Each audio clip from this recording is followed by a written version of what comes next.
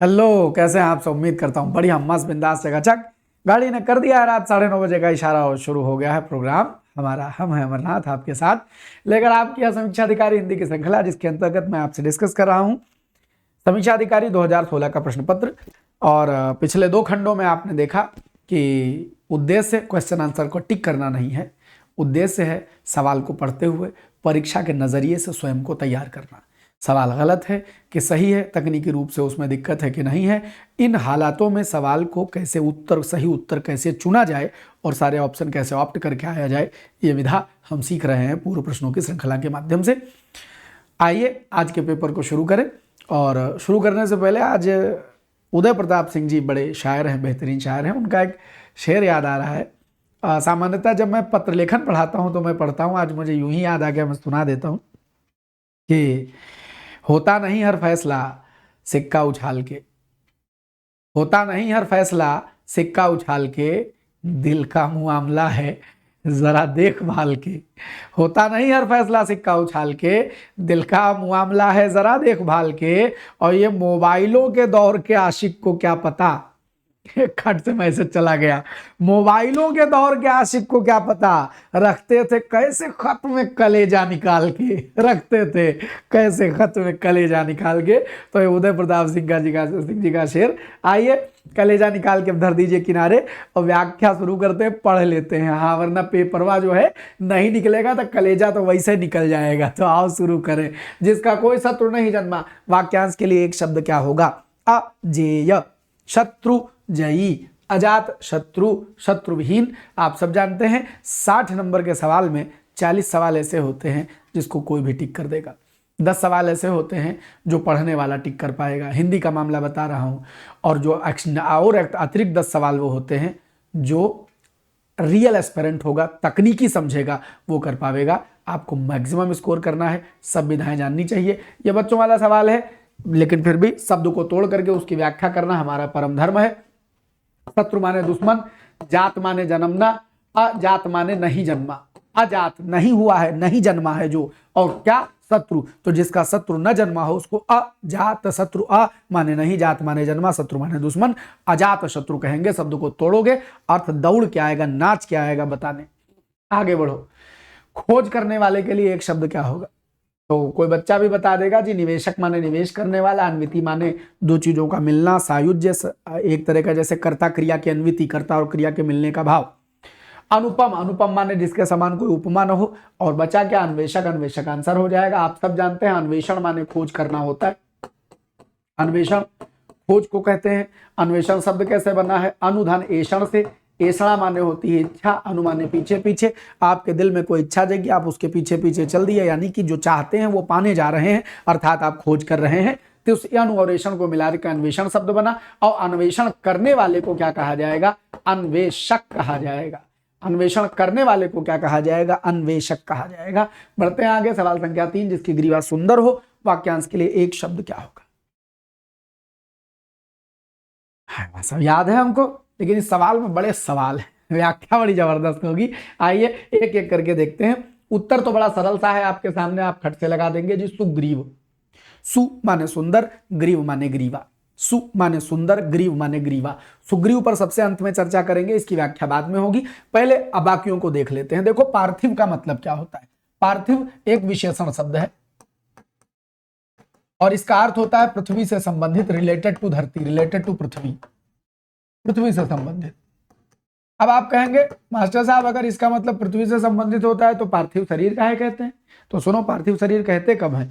जब शरीर से प्राण निकल जाते हैं तो पार्थिव, शरीर से प्राण निकल जाते हैं तब वो शरीर पार्थिव कहा जाता है। माने जान चली गई तो ये मिट्टी का लौंदा बच गया। मिट्टी का लौंदा माने धरती से बनी ही जो चीजें हैं उन्हीं से बना ये जो पार्थिव है, यह शरीर रहेगा। वो प्राण तो चले गए, तो इसीलिए वो मिट्टी का लौंदा रह जाता है। तो मरने के बाद शरीर को, जब उसका प्राण निकल गए होते हैं, तो उस शरीर को पार्थिव कहा जाता है। एक बड़ी पवित्र जगह पार्थिव शब्द का प्रयोग करते हैं। वहां भी अर्थ यही, पृथ्वी से संबंधित का भाव, मिट्टी से बना हुआ का भाव निकालते हैं। जब आप सावन के महीने में रुद्राभिषेक करते हैं और मिट्टी ला करके भगवान शिव का लिंग बनाते हैं, और वो जो शिवलिंग तैयार होता है, वह शिवलिंग जो है वो मिट्टी का बना होता है तो उसको आप पार्थिव शिवलिंग बोलते हैं। क्या बोलते हैं? पार्थिव शिवलिंग बोलते हैं। तो पार्थिव शिवलिंग भी इसी संदर्भ में लगाया जाता है कि पार्थिव माने पृथ्वी से संबंधित। अच्छा, सु माने सुंदर, ग्रीव माने ग्रीवा, सुंदर ग्रीवा माने अच्छी ग्रीवा वाला। अभी उस पर फिर से आएंगे, अभी फिर से बात करते हैं। सु माने सुंदर, धीर माने धैर्य वाला, अच्छे धैर्य वाला अर्थात धैर्यवान, जिसके भीतर धीरज है, ऐसे व्यक्ति को सुधीर कहा जाएगा। सुनील बड़ा सुंदर शब्द है। सु माने खूब अच्छा और नील माने नीला, तो अर्थ निकलता है अत्यंत नीला, डार्क नीला, अत्यंत नीला। और इसका दूसरा अर्थ होता है अनार। अनार के पेड़ को सुनील कहा जाता है। अनार या दाड़िम, सुनील के पर्यायवाची में लिख देना, अच्छे से रट लेना। सुनील के पर्यायवाची को अनार और दाड़िम से याद कर लेना। अनार, दाड़िम, सुनील अनार को कहते हैं। अब बचता है सुग्रीव। बढ़िया शब्द है। सुग्रीव की व्याख्या कर लेते हैं। देखो, ग्रीव शब्द होता है ग्रीवा। ग्रीवा माने होती है गर्दन। ग्रीवा माने होती है गर्दन। इस ग्रीवा से हम ग्रीव शब्द ले लेते हैं, तो ग्रीव का भाव निकलता है गर्दन वाला। गर्दन वाला ये जब प्रत्यय के रूप में यानी शब्द के अंत में जुड़ता है तो ये भाव देता है गर्दन वाला। अब जब गर्दन वाला भाव देता है तो शब्द क्या बन रहा है, जरा व्याख्या कर लेते हैं। हम क्या करते हैं कि इसमें शब्द जोड़ देते हैं सुग्रीव। तो सुंदर गर्दन वाला, इसमें कोई दिक्कत नहीं है गुरुजी, एकदम नहीं, मास्टर बिल्कुल नहीं। अच्छा, हम इसमें क्या कर लें, हयग्रीव जोड़ दें। हय माने, हय यहां लिख लो, हय माने घोड़ा। अगर कोई कहे हयग्रीव माने घोड़े जैसी गर्दन, हयग्रीव घोड़े जैसी गर्दन, तो हयग्रीव हो जाएगा। और अगर हम कह दें कम्बुग्रीव, कम्बुग्रीव क्या होता है? कम्बुग्रीव होता है शंख जैसी गर्दन। शंख जैसी ग्रीव, ग्रीवा, शंख जैसी ग्रीवा, कम्बुग्रीव। मैंने अभी बताया था भी एक बार कि कई किताबों में कादबुग्रीव लिखा रहता है। अब मान लो एग्जामिनर ने पूछा शंख जैसी ग्रीवा और वो कम्बुग्रीव के बजाय कादबुग्रीव लिख दे, कई जगह लिखा रहता है, गलत है ये, सही यही है। लेकिन वही जैसे उपरोक्त चल रहा है इसे उस गलती में चल रहा है। ये वर्तनी में कभी नहीं पूछेगा, वाक्यांश में खूब पूछा जाता है। अब मान लो लिखा है शंख जैसी ग्रीवा और एक लिखा है हयग्रीव, एक लिखा है सुग्रीव, एक लिखा है यग्रीव और उसके बाद लिख दिया कम्बुग्रीव, वो कादबुग्रीव। अब तुम क्या कहोगे, एग्जामिनर जानता नहीं है, कादबुग्रीव लिख दिया, हम इसको हटा कादबुग्रीव लगाओ।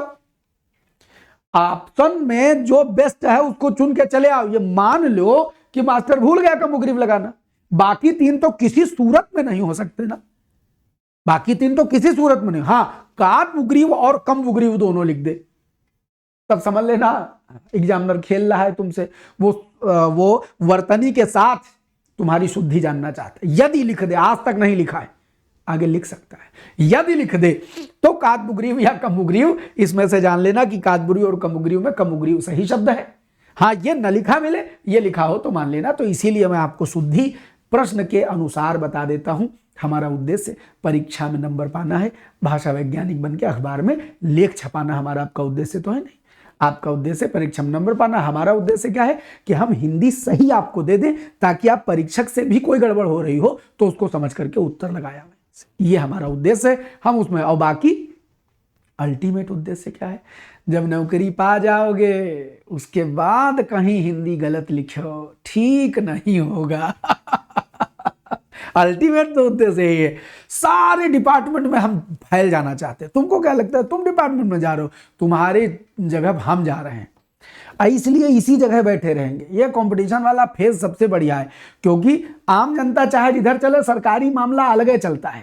सारे सरकारी दफ्तरों में हमको लगता है आने वाले 10, 15, 20 साल में लगभग, अभी भी लगभग मेजर डिपार्टमेंट में है ही, अभी इतना विस्तार नहीं हुआ है कि हम देश भर के सारे डिपार्टमेंट में पहुंचे, सेंट्रल में तो पहुंचे हैं। तो अब हमारा उद्देश्य है कि भाषा के माध्यम से जितने विभाग हैं सरकारी, सब में घुस लिया जाए। और जब हम सब में पहुंच जाएंगे तो हिंदी तो ठीक है कर लेंगे। अल्टीमेट ये गोल लेके चल रहे हैं, भोलेनाथ पूरा करवाएंगे। तुम सब जब सफल हो जाओगे तो तुम जब गलत लिखोगे तो तुमको अमरनाथ की बड़ी बड़ी आंखें दिखाई जाए, गलत हो गया, इसको सुधारो। चलो, तो 3 नंबर हो गया। पूरी व्याख्या समझ में आ गई? हाँ, समझ में आ गई। 3 के बाद 4। जिसका अनुभव इंद्रियों द्वारा न हो सके के लिए एक शब्द बताइए। तो जिसका अनुभव इंद्रियों द्वारा न हो सके, ऐन्द्रिक फर्जी शब्द है। जीतेंद्र फर्जी शब्द है। जितेंद्र होता तो भी समझते, इनमें से कोई नहीं मतलब नहीं बचता है। बहुत सरल सा सवाल है। अति इंद्रिय, इंद्रिय हमारी जो सेंसेस होती है इनको इंद्रिय कहा जाता है, और इसके पहले अति लगा दिया, यानी कि जो इंद्रियों की क्षमता है इसके परे चले गए, हम परे चले गए, एक्स्ट्रा हो गए। तुम्हारे हाथ के उठाने की क्षमता है 40 किलो, तुमसे उठवाया जा रहा है 4000 किलो, ऐसे कोई उठा दे, तो यह अति इंद्रिय है, इंद्रिय के परे। एक अर्थ ये निकलता है। दूसरा क्या अर्थ निकलता है कि यह अनुभव इंद्रियों से, सामान्य इंद्रियों से बाहर का है। तो इसलिए अतीन्द्रिय क्षमता का मतलब इंद्रियों के परे क्षमता मान ली जाती है, अर्थात जो इंद्रियों की क्षमता से बाहर हो, इंद्रियों के अनुभव से बाहर हो, तो यह शब्द अति इंद्रिय से अतीन्द्रिय बन जाता है। इसी के लिए अगोचर शब्द का इस्तेमाल करें। गो माने इंद्रिय, चर माने विचरण करने वाला, गोचर माने जो जहां तक इंद्रियों की पहुंच हो, और अगोचर माने जहां इंद्रियां न पहुंच सके। तो इंद्रियां नहीं पहुंच सके अतीन्द्रिय, यहां क्षमता के परे। अगोचर जहां इंद्रियां न पहुंच सके, ये सारे शब्द अनुभव इंद्रियों द्वारा न हो सके के लिए प्रयोग किए जाते हैं। मजे की बात है कि अतीन्द्रिय ना लिखा होता तो अगोचर लिखा होता। अच्छा गुरुजी, अगोचर और अतीन्द्रिय दोनों लिखा हो तो नहीं लिखा होगा, क्योंकि लगभग एक भाव देते हैं। ठीक, तो इसलिए यही बेहतर है कि आप इनका अर्थ जान लें, समानार्थी भाव जान लें, यहां उत्तर लगा दें। 5 नंबर पर पढ़ें।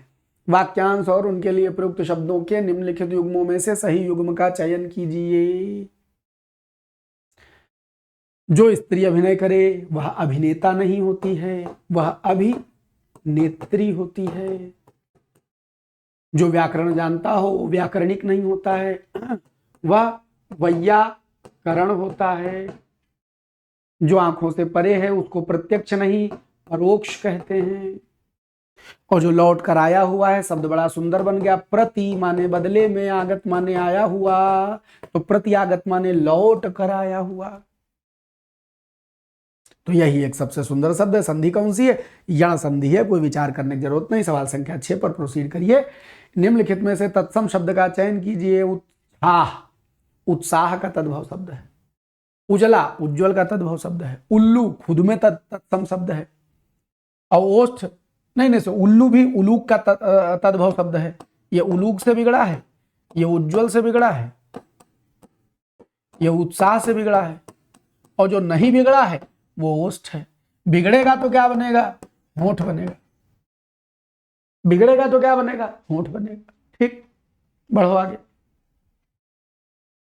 परिवा का तत्सम रूप क्या होगा? परिवा, परेवा, कुछ भी लिखा हो, एक कई बात है, क्योंकि जो ग्रामीणांचल में बोला जाता है वही परिवा परेवा को याद रखना है। तो मासा परिवा जो है वो प्रतिपदा होती है। प्रतिपदा, मासा में प्रतिपदा क्या होती है? चंद्रमा के 2 पक्ष हैं। आओ कहानी सुनाते, कंप्यूटर पन्ना दो, इस सवाल से भी कहीं गलती से एग्जामिनर बना ले तो कहा बना ले। आओ दिखाते हैं। चंद्रमा के 2 पक्ष हैं। हम लूनर चर्चा करने जा रहे हैं। एक है कृष्ण पक्ष माने अंधेरा पक्ष, एक है शुक्ल पक्ष। कृष्ण पक्ष की खासियत है चंद्रमा पूर्णिमा से माने कंप्लीट चांद, ये घटते घटते घटते घटते शून्य हो जाता है, गायब हो जाता है। और शुक्ल पक्ष क्या होता है? गायब से शुरू होता है और बढ़ते बढ़ते पूर्णिमा को पहुंचता है। कृष्ण पक्ष की अंतिम तिथि जब चंद्रमा गायब होता है उसको अमावस्या कहते हैं, और शुक्ल पक्ष की आखिरी तिथि इसको पूर्णिमा कहा जाता है। कुल 15 दिन का ये खेल है, और कुल 15 दिन का ये खेल है। क्योंकि चंद्रमा पूरे 15 दिन नहीं, मतलब पूरे 30 दिन में चक्कर नहीं लगाता है, इसीलिए जो भारतीय ऋषि मुनि हैं और जिन्होंने ज्योतिष का गहन अध्ययन किया है, उन्होंने कभी कोई एक तिथि बढ़ा देते हैं, कभी एक घटा देते हैं। इस प्रकार उस 30 का मैनेजमेंट, जो चंद्रवर्ष है, जो चंद्रमा का एक चक्कर लगाने का 29 दिन कुछ ऐसा मामला होता है, तो वो उसके हिसाब से मैनेजमेंट कर लेते हैं। कहीं एक घट कहीं एक बढ़, वो चंद्रमा के हिसाब से चलते हैं। चंद्रमा के इस घटने बढ़ने को चंद्रमा की कलाएं कहा जाता है। इसीलिए चंद्रमा को कलाधर, इसीलिए चंद्रमा को कलापति, इसीलिए चंद्रमा को कलानाथ कहते हैं। चंद्रमा का घटना बढ़ना क्या है? कलाएं हैं। अब इन 15 तारीखों का मामला एकदम सेट है, हम लोग यहाँ एकदम खटाक सेट है इनके। अच्छा, जो 15 इधर नाम होते हैं वही 15 इधर नाम चलते हैं। बस आखिरी तारीख को यहां अमावस्या कह देते हैं, यहां आखिरी तारीख को 15वीं तारीख को पूर्णिमा कह देते हैं। कौन कौन से नाम चलते हैं? तो सबसे पहली तिथि आती है प्रतिपदा, ये पहली तारीख होती है। जिस दिन अमावस्या है उसके अगले दिन प्रतिपदा लगेगी, या जिस दिन पूर्णिमा हो उसके अगले दिन जो पहली तारीख होगी उसको प्रतिपदा कहते हैं। हम लोग तद्भव में इसको परिवा या परेवा बोल देते हैं। ठीक, आगे बढ़ते हैं। प्रतिपदा ये पहली तारीख हो गई। अब आती है द्वितीया। इस द्वितीया के लिए द्विज, दूज या द्विज, द्विज ये प्रचलित शब्द है। दूज कहते हैं सामान्यतः, दूज भाई दूज जब आप बोलते हैं तो इसका मतलब कि वो दूसरी तारीख को हुआ है, चंद्रमा की दूसरी तारीख को। अब वो उजाले की अंधेरे की आपको देखना है। दूज या द्विज बोल देते हैं, द्विज। अच्छा, फिर आते हैं तृतीया पर। तीसरी तारीख को तृतीया बोलते हैं। तृतीया का तद्भव तीज चलता है। फिर आते हैं चौथी तारीख, चौथी तारीख को चतुर्थी तिथि कहा जाता है और चतुर्थी तिथि को चौथ कहा जाता है। पंचमी के लिए ग्रामीणांचल में कोई तद्भव यानी कि हिंदी में कोई तद्भव नहीं, पंचमी पंचमी बोल लेते हैं, सरल शब्द है। फिर आती है तिथि षष्ठी। इस षष्ठी को छठ कहा जाता है। इसका मतलब यह हुआ कि जब बिहार आदि में छठ पूजा होती है तो वो जिस भी तारीख को किया जाता हो वो चंद्रमा की छठी तारीख होती है। वैसे अमावस्या, दीपावली अमावस्या की तिथि को मनाई जाती है और जब दिवाली का अमावस बीत जाएगी तो उसके छठे दिन छठ हो जाएगी। इस ज्ञान से किसी को बदहजमी हो तो हम आपको बता दें, आप अभी एस्पिरेंट बनने की राह में हैं। ये जो कहानियां सुना रहे हैं यहाँ में से सवाल बता रहे हैं, कहानी नहीं सुना रहे हैं। बहुत सारे आ जाते हैं अभी भी भटक के, 50 सवाल 50 मिनट में करने वाले। ए गुरु कहानी सुना रहे हो, डायरेक्ट सवाल बताओ। सवाल नहीं, कहानी सुन लो, यही सवाल फंसेगा। यही बतकही ही पाठ्यक्रम है। ठीक, सुनो। तो पंचमी का कोई प्रचलित नहीं है, षष्ठी का छठ होता है। सप्तमी को सप्तमी बोल देते हैं, यह भी कोई बहुत वाजिब पूछा जाने, षष्ठी छठ पूछ लिया जाएगा। चतुर्थी चौथ, तृतीया तीज, द्वितीया द्विज, प्रतिपदा परेवा पूछा गया है। सप्तमी का सप्तमी बोल दे, अष्टमी को अष्टमी बोल देते हैं ग्रामीण में, लेकिन ये पूछा नहीं जाएगा। सप्तमी को सप्तमी बोलते हैं, सप्तमी। अष्टमी को अष्टमी बोलते हैं, हमारी दादी अष्टमी कहा करती थी, अष्टमी। और जो ग्रामीणांचल में बोला जा रहा है वही तद्भव है, संस्कृत का बिगड़ा हुआ। अच्छा, नवमी, नवमी को नवमी बोला जाता है तद्भव में, नवमी। चैत्राम नवमी, नवमी लिखेंगे तो संस्कृत, नवमी बोल देंगे तो तद्भव हो जाएगा। फिर दशमी, अब इसके लिए भी दंत सा बस, ये तालव्य सा को दंत सा बना दे, दशमी। फिर एकादशी, एकादशी के लिए 11 चलता है, एकादशी के लिए 11, लेकिन वो इसका तद्भव नहीं माना जाएगा। और द्वादशी के लिए 12 चलता है, लेकिन वह भी इसका तद्भव नहीं माना जाएगा। और बोलने वाले द्वादशी, अच्छा एकादशी चूंकि व्रत रखा जाता है तो कोई एकादशी बिगाड़ के बोलते नहीं। पंडित जी बार बार से कहें आज एकादशी है तो एकादशी सब कोई बोल लेता है, वो अलग बात है। तालव्यशा के बजाय दंतसा बोलते हैं, एकादशी बोल देते हैं। लेकिन यहां से त्रयोदशी जब आती है तो त्रयोदशी का तद्भव प्रचलित है और बोला जाता है तेरस। चतुर्दशी 14। इसके बाद आएंगी 2 तारीखें, जब चंद्रमा पूर्ण रूप से गायब हो जाएगा तो आएगी अमावस्या, और अमावस्या का तद्भव क्या चलेगा, अमावस। और पूर्णिमा आएगी तो पूर्णिमा को क्या कहते हैं, पूर्णवासी, पूनम। ये सब पूर्णिमा के लिए प्रचलित शब्द हैं। तो याद रखेंगे कि ये तिथियों के तत्सम तद्भव है, तिथियों के तत्सम तद्भव। जिनके आगे हमने खाली छोड़ दिया है ये तो नितांत अप्रचलित है, यानी इनके लिए कोई वैसा शब्द तद्भव जैसा प्रचलित ना हो। याद रखना, तद्भव होना जरूरी नहीं होता है। तत्सम शब्द है तो जरूरी थोड़ा ना बिगड़े, हो सकता है वो अपने शुद्ध रूप में चल रहा हो, उसी रूप में चल रहा हो। हाँ, अगर आप बिगाड़ना चाहें तो हर जगह जहां तालव्यशा लगा होता है वहां दंतसा लगा दें, तो तालव्यशा नहीं तद्भव में चलता है, दंतसा चलता है, चल जाएगा। जैसे जितने भी ग्रामीणांचल के होते हैं उनके यहाँ तालव्यशा बोले नहीं जाता है, हमरे अवधि में नहीं बोला जाता, सब दंतसा बोला था। तो ज्ञानी लोग आकर के हमको बताते अपना उच्चारण ठीक करो यार, हम अवधि बोलते हैं, हम काहे ठीक करें, हमारा मन अब नहीं ठीक करेंगे। तो देखिए, हाँ लिखने में नहीं गलत करेंगे, हाँ लिखने में नहीं गलत करेंगे, किताब कभी छपाएंगे तो उसमें गलती नहीं होगी। देखो, तो प्रतिपदा ये हो गया। अब ये ना कि किताब छपा दो, बहुत बढ़िया बढ़िया राइटर्स पढ़े हैं दुनिया में, पहले उनकी किताबें पढ़ लो, फिर जब अंतरात्मा हमारी कभी प्रेरणा करेगी ये अमरनाथ अब लिख डालो, हाँ तब लिखेंगे। अभी हमारे न लिखे कुछ काम बिगड़ नहीं रहा है। तो देखो, समझ गए। तो ये सब तिथियां हो गई। तो ये हो गया आपका परिवा प्रतिपदा, समझ गए। अच्छा, चाहे पूर्णमासी के बाद जो पहली तारीख है उसको भी प्रतिपदा, और अमावस्या के बाद जो पहली तारीख है उसको भी प्रतिपदा बोलेंगे। पहली तारीख को प्रथमा नहीं बोलते, प्रतिपदा बोलते। ठीक है, आइए, चैत्र शुक्ल प्रतिपदा, इसका मतलब हुआ कि चैत्र महीने की शुक्ल पक्ष की पहली तारीख नवरात्र शुरू होती है। आइए,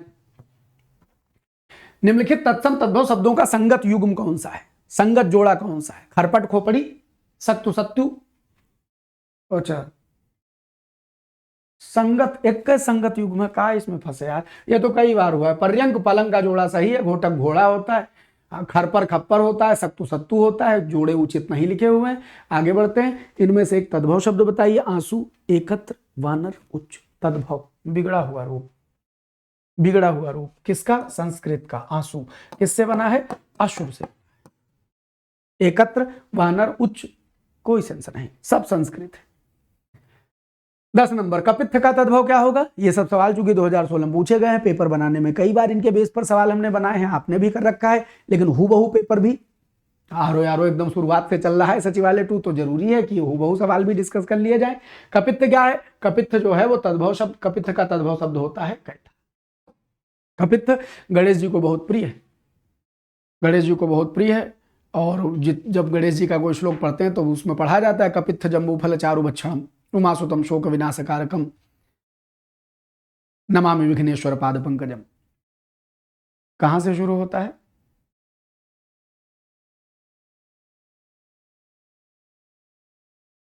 गजाननम भूतगणादिसेवितम। अच्छा, अब हम संस्कृत बोलते हैं तो भी मतलब समझ में आने लगता है ना। गज आननम, हाथी के मुख वाले, भूत गण आदि सेवितम, माने भूत गण आदि से सेवित हैं, तो गजाननम भूत गणादि सेवितम। कपित्थ जम्बूफल माने जामुन, कपित्थ माने कैथा, कपित्थ जम्बूफल चारु माने सुंदर अर्थात अच्छे से, भक्षणम जो बड़े मन से खाते हैं, बड़े चाव से खाते हैं, बड़े प्रेम से खाते हैं, तो गजाननम भूतगणादि सेवितम कपित्थ जम्बूफल चारु भक्षणम उमासुतम, उमा यानी माता पार्वती के पुत्र हैं, शोक विनाश कारकम, शोक के विनाश करने वाले हैं, कारक करने वाला, विनाश विनाश करने वाले, शोक के, शोक विनाश कारकम। नमामि, नमन करता हूँ, विघ्नेश्वर, विघ्नों के मालिक। ये बड़ा गजब शब्द है, विघ्नेश्वर गणेश जी का पर्यायवाची है। विघ्नेश्वर माने विघ्नों के मालिक। जितनी विघ्न है, जितनी परेशानी दुनिया में कौन पैदा करता है? भूत प्रेत गणादि यही सब पिशाच साथ पैदा करते हैं। और भगवान जी कौन? वो शंकर जी के पुत्र हैं। तो जब वो हाथी सर लगाया तो भगवान ने कहा कि जाओ, आज से तुम इन गणों के मालिक हो गए। तो जो शिव जी के गण हैं, भूत प्रेत आदि पिशाच आदि हैं, इनके इन सब गणों के मालिक कौन है? भगवान गणेश है। तभी उनको गण ईश अर्थात गणेश कहा जाता है, गणों के मालिक, गणाधिपति इसीलिए कहा जाता है। तो सब गणों के जितने विघ्न होते हैं दुनिया में, सबके राजा कौन है? गणेश जी। अब अगर उनकी पूजा कर लो तो वो विघ्नों के राजा हैं, उनकी पूजा कर लो, हे भगवान, पहले सबसे पहले पूजा करते गड़बड़ ना होए तो क्या हो जाएंगे? विघ्नहर्ता। तो वही विघ्नेश हैं, वही विघ्नेश्वर हैं और वही विघ्नहर्ता हैं, क्योंकि जो राजा ही शांत है तो फिर उसकी सेना क्या गड़बड़ गड़बड़ करेगी।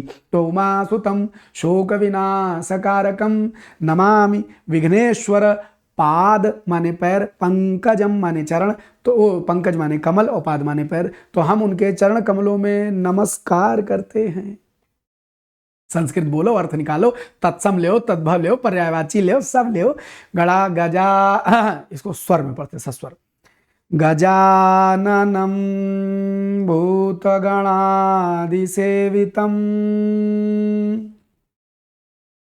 कपित्थ जम्बूफल चारु भक्षणम उमासुतम शोक विनाशकारकम नमामि विघ्नेश्वर पाद पंकजम। तो कपित्थ न भूलो, कैथा होता है, खट्टा खट्टा फल होता है, ऊपर से कड़ा कड़ा होता है, फोड़ करके उसके अंदर से वो खटाई खाते हैं। निम्नलिखित में से कौन सा शब्द गुणवाचक विशेषण है जो क्वालिटी बताता है, 3 संख्या बताता है, कुछ अनिश्चयवाचक सर्वनाम के तौर पर तो सार्वनामिक विशेषण बन सकता है, 5वां क्रम बताता है, उचित अनुचित यही क्वालिटी बताएगा, बाकी कोई और क्वालिटी नहीं बताएगा। निम्नलिखित शब्दों में से कौन सा विशेषण संज्ञा से नहीं बना है? पेपर में ऐसे ही छपा था, वैसे श्रीमान जब लिखते हैं तो नामे हलंत के साथ लिखते हैं। कई बार पूछ चुका हूं, इनमें से कौन सा विशेषण संज्ञा से नहीं बना है? श्रीमान श्री संज्ञा से बना है, दान से बना है दानी, और चमक से बना है चमकीला। अकेले सुंदर शब्द जो है, जो मूल रूप से विशेषण है, यह संज्ञा से नहीं बना है। बात खत्म। इससे संज्ञा बन जाएगी सुंदरता, इससे संज्ञा बन जाएगी सौंदर्य। आगे बढ़े। निम्नलिखित में से किस वाक्य में उत्तमावस्था गुणवाचक विशेषण विशेषण का प्रयोग किया गया है? परमानंद कक्षा में सबसे होशियार छात्र है। उत्तमावस्था सुपरलेटिव डिग्री, सबसे होशियार।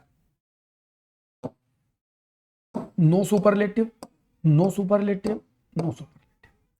या तो सबसे लगा के सुपरलेटिव बनाते हैं, या तम लगा के सुपरलेटिव बनाते हैं। उच्चतम, श्रेष्ठतम, तम लगा के सुपरलेटिव बनाते हैं। सौर किस मूल शब्द से बना विशेषण है? तो बच्चा, इसमें चूंकि सूर्य लिखा हुआ है तो भटकने की जरूरत नहीं है। सूर्य से सौर बना है। वैसे सूर्य ना लिखा हो तो सूर्य को संस्कृत में सूर भी कई जगह कहा। संस्कृत में मैंने मराठी एक गीत सुना था, सूर्य निरागस होए, तो सूर शब्द भी सूर्य के लिए आता है। यदि सूर्य ना लिखा होता तो सूर माने अंधा, सूर माने सूरज भी। यदि सूर्य ना लिखा होता तो सूर लगा देते, लेकिन चूंकि सूर्य अनेकार्थी है और सूर्य साक्षात एक शब्द लिखा हुआ है तो कोई दुविधा रखनी नहीं है, सूर्य से ही सौर बना देंगे। सूर्य ना लिखा हो तो सूर भी लगाएंगे। सूर माने सूरज होता है, जानकारी के लिए रखें। सूर माने देवता होता है, उसका कोई मतलब नहीं है। इनमें से कौन सा शब्द विशेषण है?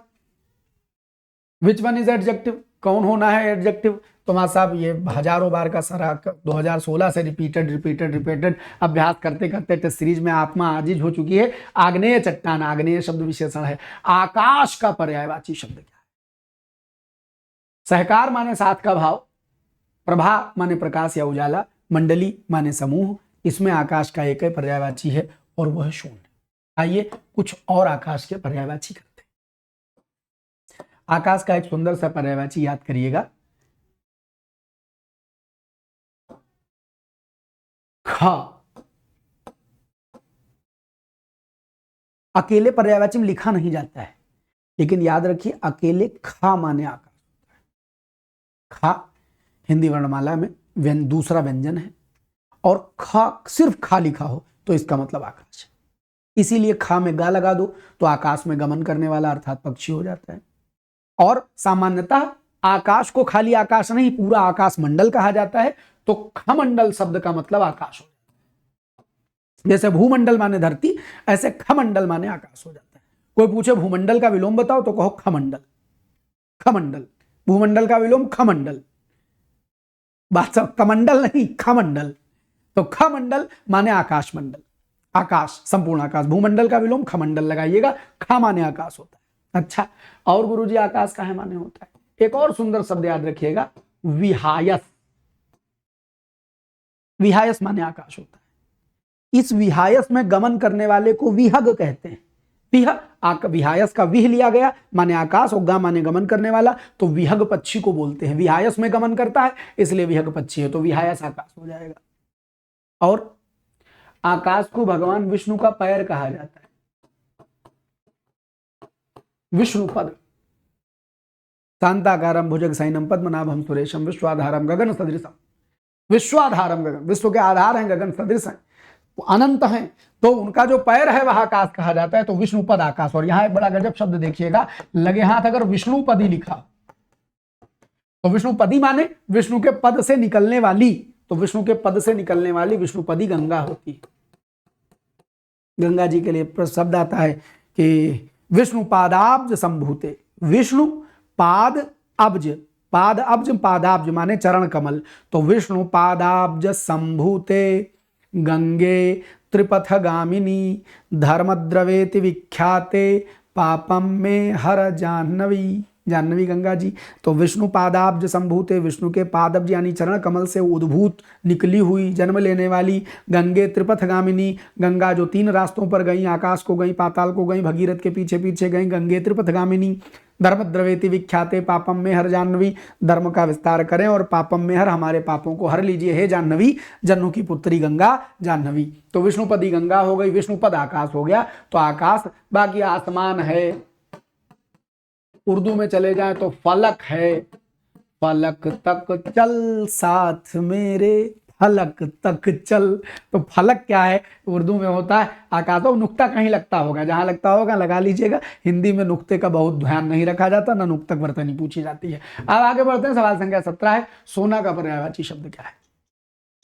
सोना का पर्यायवाची शब्द क्या है? सोना अर्क है कि वर्क है कि माणिक्य है कि कनक है? कई भाषा। सोना कनक, कनक ते सौगुनी मादकताधिकाए, या खाए बहुराए जगवा पाए बहुराए। कनक अनेकार्थी शब्द है, 3 अर्थ याद रखा करो सदैव। कनक जब देखा करो तो पहला अर्थ तुम्हारे दिमाग में सोना आवे, दूसरा शब्द क्या आवे, धतूरा आवे, और तीसरा शब्द गेहूं भी ले आया करो। कभी पूछ ले तो गड़बड़ाओ नहीं। जरूरी नहीं कि खाली आरओए परीक्षा दे रहे हो, तमाम परीक्षा दे रहे हो जिसमें अनेकार्थी भी आता है। तो कनक जो है वो सोना है, धतूरा है गेहूं। कनक सोना, माणिक्य मणियों को कहते हैं। वर्क, अर्क, अर्क सूर्य को कहते हैं, और अर्क किसी चीज का निचोड़ा हुआ शब्द होता है। बाकी वर्क, वरक उर्दू वाले में चले जाए तो वरक जो चमचनी वमचनी लगाई जाए उसके लिए कह सकते हैं। बाकी कोई शब्द होता होगा, अभी जहन में एग्जैक्ट मतलब नहीं है उसका। आइए आगे बढ़ते हैं। उसके प्राण पखेरु उड़ गए। इस वाक्य में पखेरु शब्द किसका पर्यायवाची? सवाल देखिए कहां से बना है। तो पखेरु पक्षी को कहते हैं। प्राण पखेरु रूपक अलंकार हो जाता है। प्राण रूपी चिड़ैया उड़ गई। प्राण पखेरु उड़ गए माने प्राण रूपी चिड़ैया उड़ गई, इसी को प्राण पखेरु कहा जाता है। और बढ़ते हैं 19 नंबर सवाल पर। निम्नलिखित में से कौन सा चंद्रमा का पर्यायवाची नहीं है? ये 2 बार सेम लिख गया है, ये सुधाधर था।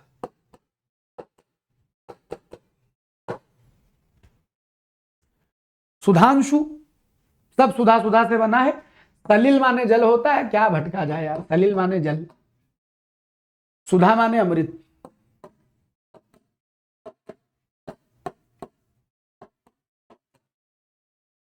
तो सुधा अंशु माने जिसकी किरणें अमृत जैसी हैं। अंशु माने किरण। तो चंद्रमा हो गया सुधांशु। ठंडी ठंडी अमृत जैसी किरणें यानी चंद्रमा। और जब आप कहते हैं सुधा कर, कर माने किरणें और सुधा माने अमृत, सेम वही अर्थ। सुधा कर अमृत जैसी किरणें, चंद्रमा। सुधाधर, सुधा माने अमृत, धर माने धारण करने वाला। अभी पिछले वाले एपिसोड में डिस्कस हुआ था, धर माने धारण करने वाला, अमृत धारण करने वाला चंद्रमा। अमृत है तभी तो अमृत जैसी किरण देता होगा। सुधाधर, सुधाकर, सुधांशु, यह सब अमृत धारण करने वाले, अमृत की किरणों वाले के संदर्भ में चंद्रमा के पर्यायवाची हो जाते हैं। सलिल माने पानी, सलिल माने जल। सवाल संख्या 20। निम्नलिखित में से एक शब्द माता का पर्यायवाची नहीं। माता नहीं तो भैया, हे हंस वाहिनी ज्ञानदायिनी अम्ब विमल मति दे। अम्ब माता, अरे हम अर्थ बताने में और चले गए। अम्ब माने माता, अम्ब हे माता, विमल मति दे, अम्बा माता, जननी माता, और अम्बु पानी पानी पानी पानी पानी। अब अम्ब का आम बतावे वाले कहां जाएं? खोपड़ी पटक दें? क्या करें? है अम्ब आम होता है, अम्ब माता होता है, आम नहीं होता है। अब यही लिखा है कोई किताब में, ऐसा है हरदेव बाहरी में छप गया। उसके बाद जितनी बाजार में कॉपी पेस्ट किताबें आई, सब में अम्ब अम्ब आम, अम्ब आम, आम्र होता है आम, अम्ब आम न कह देना, अम्ब माता होता है, अम्ब माता है। और सवाल आकर के हमारी बात को प्रूव कर रहा है कि मातक पर्यायवाची नहीं। अम्ब वाले तो कहेंगे जी आम, आम नहीं होता, अम्ब माता होता है। अम्ब माता, अम्बा माता, जननी माता। कॉपी पेस्ट मार करके ये प्रूव किया जाता है, 55+ दिला देंगे। रट लो, माल देते हैं ना लोग बाग, माल देते हैं। अब आपको माल चाहिए, जैसे भी सवाल हजम थोड़े ना होते बहुत जनों को। हाँ, तो माल नहीं है हमारे यहाँ। खोपड़ी तुम्हारी खोल के कंसेप्ट उसमें धर देंगे, रटने की जरूरत नहीं है। Don't need to expand your question bank. एक शब्द पकड़ें और उससे बैठ के 15 सवाल गढ़ दें, और ये क्षमता तुम्हारे भीतर हम डालना चाहते हैं। इसीलिए आइए, अब इधर तो कहूँ पूरा 1 घंटा नहीं होता है, आधा घंटा, 45 मिनट, 50 मिनट, 55 मिनट मैक्सिमम जाता है, इससे ज़्यादा शायद ही जाता हो। और एक साथ माल मत इकट्ठा करो, थोड़ा थोड़ा थोड़ा थोड़ा ऐसे 40-45 मिनट पर डे हमारे संग बैठते रहो बैठते रहो बैठते रहो, सब बुद्धि सुधर जाएगी, हिंदी में रस पैदा हो जाएगा। और क्या चाहिए जीने के लिए, रोज मिल जाती है पीने के लिए। चलो तो भैया हम अमरनाथ, हाँ शायरी सुना के जाएंगे पक्का। हम अमरनाथ और ये हमारा एप्लीकेशन है हिंदी भास्कर भाई अमरनाथ। यदि आपका मन करे तो गूगल प्ले स्टोर पर ये एप्लीकेशन डाउनलोड करिए और डाउनलोड करके आप वहाँ जाकर आर का एक थ्योरी बैच, जैसे हम यहाँ क्वेश्चन आंसर के साथ कंसेप्ट पढ़ाते हैं, यहाँ सारे कंसेप्ट पढ़ाए हैं, खाली कंसेप्ट क्लास चली है। ये आर सचिवालय बैच है, हमारा साफल्य बैच है। आप कहेंगे गुरुजी सारे कंसेप्ट यहाँ काहे नहीं पढ़ाते हो? यहाँ हम एक सवाल, मतलब कई बार तो एक शब्द पर 15-15 मिनट लग गए हैं। मैंने जब इसमें व्याख्याएं की हैं तो एक एक शब्द पर 20-20 मिनट चले गए। अगर घेरा एक बनाया है तो न जाने कितना लंबा होता चला गया है। यहाँ लोग बताते हैं कि बतिया रहे हो मास्टर साहब, तो ऐसे लोगों को हम प्रण देते हैं जो समझदार हैं। हाँ, उनको लगता है अच्छा गुरु जी पढ़े रहे हैं तो तनिक गुरुदक्षिणा देते हैं, तो 500 के हमारे बहुत मिनिमम बैच रखे हैं कीमत। आप ये थ्योरी पूरी यहाँ पढ़ सकते हैं धैर्य से। बाकी आर का मेंस बैच है, पीसीएस का मेंस बैच और निबंध का बैच अवेलेबल है, इसका नाम नैपुण्य है। बाकी और भी बैच है, परिचर्चा होगी। आज तक हम शहर लखनऊ से बाहर थे, एक वैवाहिक कार्य में बड़ी लगन रहा यार, मतलब आना जरूरी था, आ गए थे, निपट रहे हैं, चल रहे हैं। और कल से एकदम ऐसे कमेंट पढ़ रहे होंगे, ऐसे कान के नीचे लगा रहे होंगे, पढ़ना चालू कर देंगे। तो आज के एपिसोड को करेंगे यहीं खत्म, मुलाकात करेंगे अगले एपिसोड में हम। तब तक के लिए जय हिंद, खूब खुश रहिए, मस्त रहिए, बिंदास रहिए। शायरी अच्छा सुनाई दे रहे।